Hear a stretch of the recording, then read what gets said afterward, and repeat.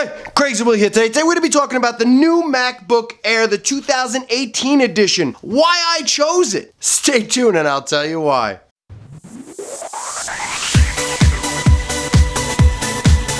Hey, Crazy Will from Crazy Will's Tech Show. Today, I'm going to go show you guys the new 2018 MacBook Air. Let's take a look at this bad boy. It's got that nice tapered shape, as you can see. It's got a cutout lip right there. It's got the little feet on the bottom, the new Retina display. We got the butterfly keyboard. We got the new Force Track Pad. That is actually not a button anymore. We have the Touch ID sensor, so you could automatically log into your machine. They got rid of the light up Apple on the front, but it is a nice little polished Apple, if you like that. You got two USB Type-C ports on the side, and a microphone jack on the other side. And that is it. It has a dual-core 1.6 gigahertz processor, which can turbo boost up to 3.6 gigahertz. Not the fastest processor in the world, but it is a dual-core and it's an i5. This does have the Retina display, which me personally, I really wanted. It's got 8 gigs of RAM.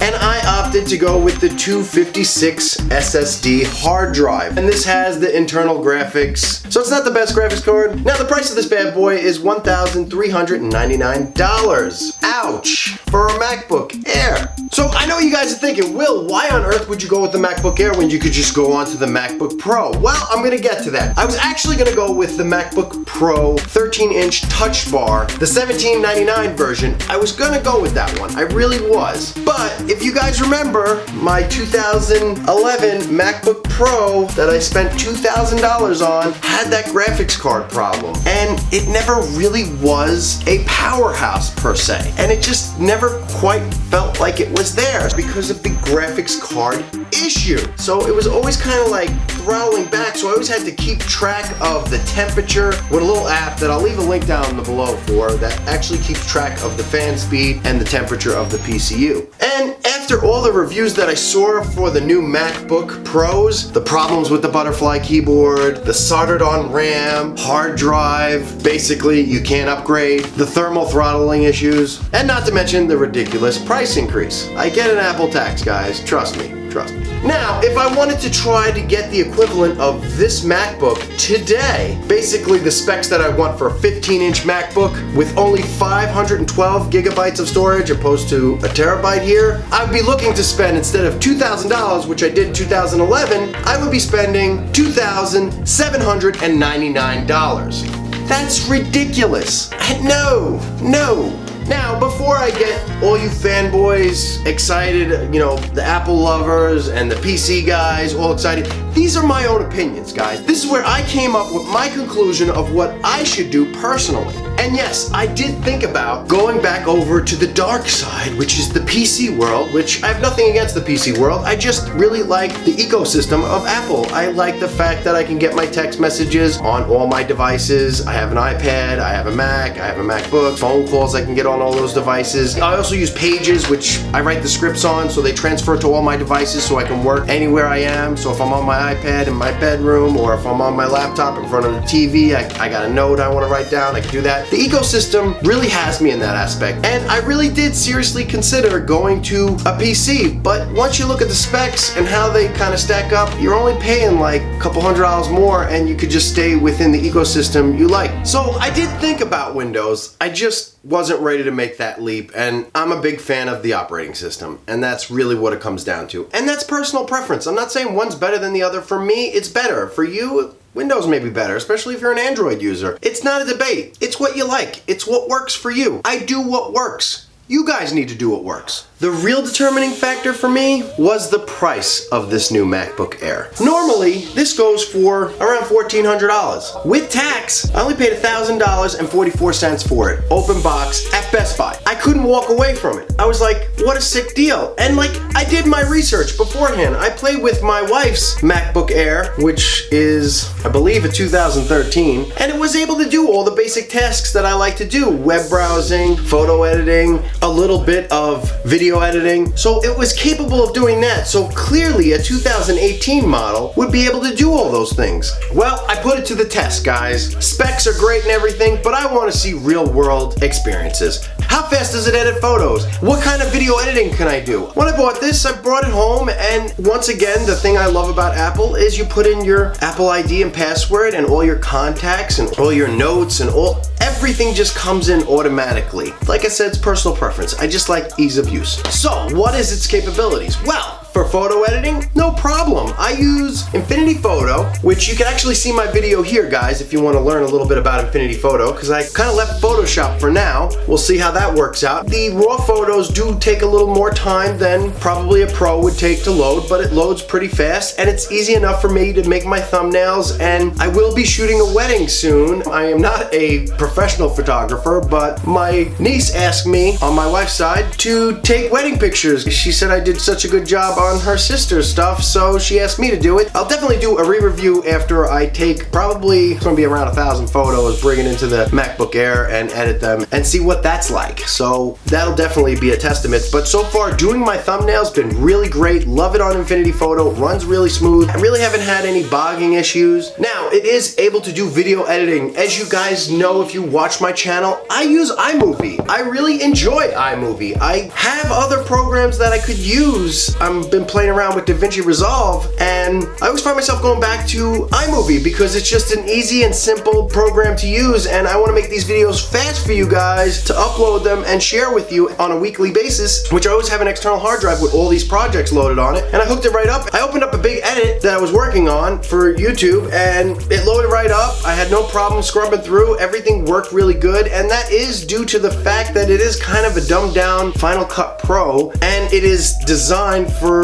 optimization for the Mac. So it does run really great. I had no problems with it. I was able to edit a video on it. It was really quite nice. And I was editing those in 1080p, so I didn't do any 4K footage, but I have seen other reviews from other YouTubers, and they say it is able to do 4K. It chugs a little bit, but it is able to do it if you're a 4K kind of editor on YouTube, which I still don't get why you do 4K on YouTube today, but maybe tomorrow it's worth it. I also gave this a shot with DaVinci Resolve because that is what I'm using to replace After Effects. Then I will have a video on that coming soon. If you're doing light editing and that really didn't have any problems, I was doing 1080p again. When I opened up Fusion, that's when it bogged a little bit, but I was able to do basic things in Fusion, and like for these videos, there's nothing really complex that I'm doing in Fusion that's really gonna bog down the machine. I don't see the need. I mean, how much editing are you actually gonna be doing on a laptop? If you guys watch my other videos, you know I have a 5K iMac that I use and I do all my editing on. I like dual screens and being able to edit, and I feel like if you're looking for a powerhouse, I would go with the iMac. I mean, the iMac has never really failed me in that aspect. Accessories you will need. The first accessory that I would highly recommend is this bad boy right here. This is the dongle. Doggle hell that you need. It's two USB Type-Cs. I will leave a link in the description down below. I did pay for this. It wasn't given to me. I did have a company reach out to me, but they never came through. So I just went ahead and bought this. I believe I paid under $30 for this, and it is the same color as the MacBook Air, which is space gray. It has the micro SD card, the regular SD card, two USB ports, and two USB Type-C ports. One is used for electrical, and then you have the HDMI output right in the back, so you can hook an external monitor. This is what I highly recommend that you buy when you get the Air or the MacBook Pro or any of that stuff. Unfortunately, this is what we're coming down to because Apple thinks we need to ditch all of our other devices, and if we need dongles, you should have to pay for them with their overpriced computers. Another accessory that I went out ahead and got because I am worried about it. This is the 3rd generation butterfly keyboard on this MacBook Air. Unfortunately, they still say that there is problems with the keyboard, so to alleviate that problem, I got this. It's basically a condom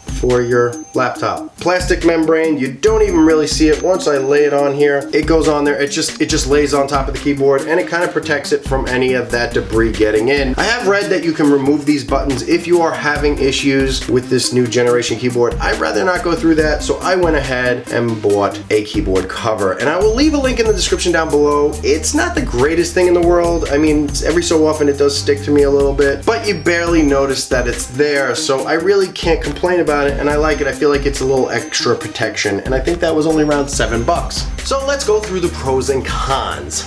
Number one pro that I have to say is the battery life is incredible. It says it gets 12 hours. I probably get, because I'm doing a lot of photo editing on this and a lot of YouTube watching and also YouTube analytics and stuff like that, I probably get about 9 to 10 hours realistically, and it only takes about 2 hours to charge. It's really great in that aspect. I am super impressed with the battery. The Touch ID, did not really care about it. Could care less about it. I was like, whatever, I don't care. It is extremely useful. If you are one of those people that has your Mac store your passwords on your computer, and you do a lot of banking and you do a lot of Facebook or other social media, it is awesome when you go in there and it automatically pops up, hey, click on your finger ID, and you automatically put your finger on there, and boom, you're in. Even just getting into the computer. I mean, really excellent feature. Something that I was pleasantly surprised about. Didn't think I needed, but love it.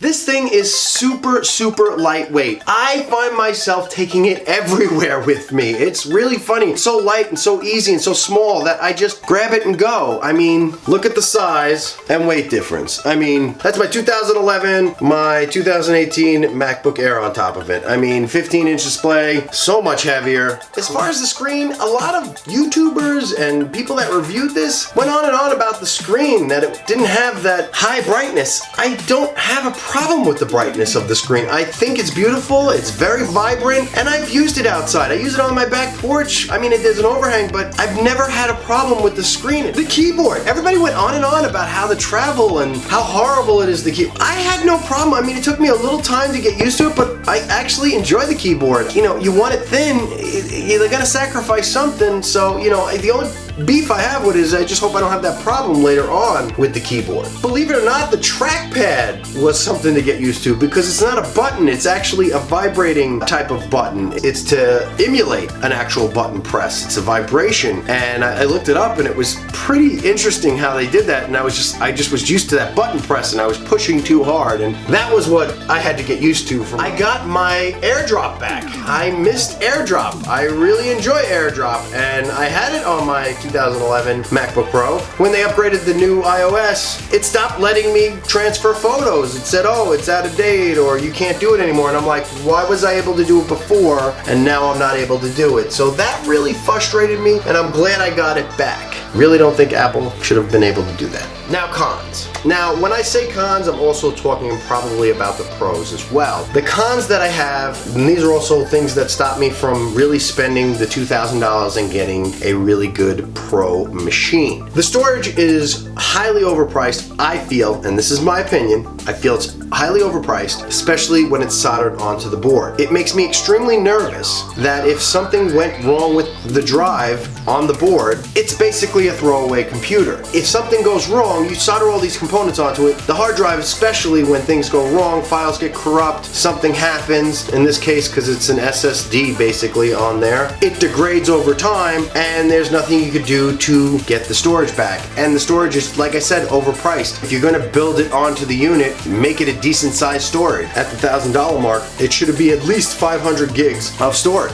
The dongles. Oh my god, the dock. I know everybody has a hard time with this, and I see it on everybody's channel, and it's just annoying. There's some things I can understand having in dongles. Micro SD cards should automatically be built into this thing. Regular USB port should automatically be built into this thing. Basic things that wouldn't have took up a lot of space, and I don't know why Apple just didn't do that. Well, I know why Apple does this. They want to make money, but the point was, it was a huge deterrent for me. It is not the most powerhouse Mac they have out there, or PC, but it does get the job done. It's just there is those little lags. So, you know, if you're not willing to sacrifice for that for the price, you know, I would suggest something else. MagSafe. I want my MagSafe back. I was gonna do a video on this because I want it back so bad. Why Apple had such an ingenious piece to a laptop, why they wouldn't hold on to it. I can't tell you how many times it saved my MacBook. I will say, the battery life is really great in the MacBook Air, so you don't have to charge it that often, but still, I just wish we had that MagSafe. There's really not a good alternative to get the MagSafe back. I've looked into them.